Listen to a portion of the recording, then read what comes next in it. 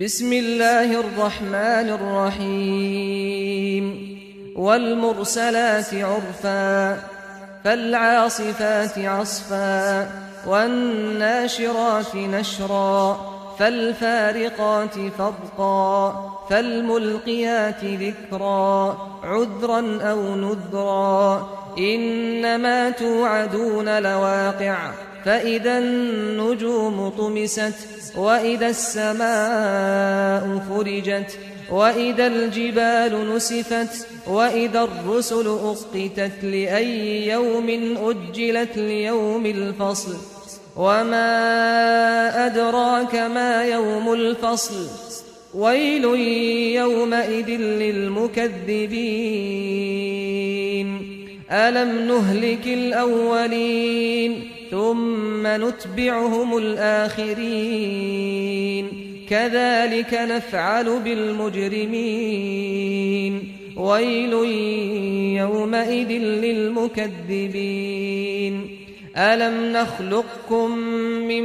ماء مهين فجعلناه في قرار مكين إلى قدر معلوم فقدرنا فنعم القادرون ويل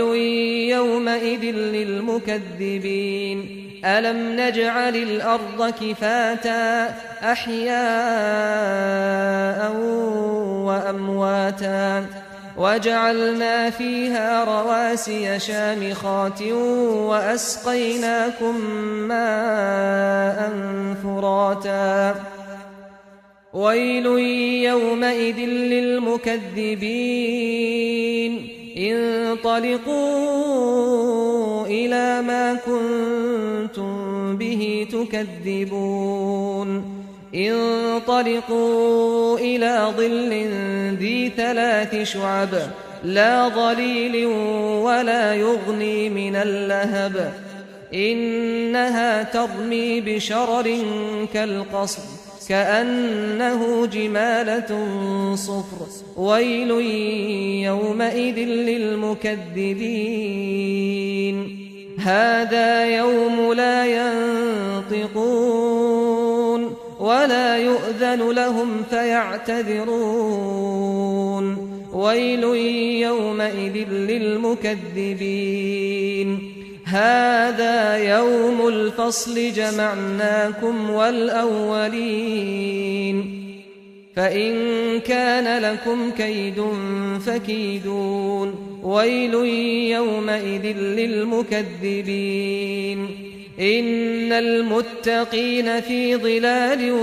وعيون وفواكه مما يشتهون كلوا واشربوا هنيئا بما كنتم تعملون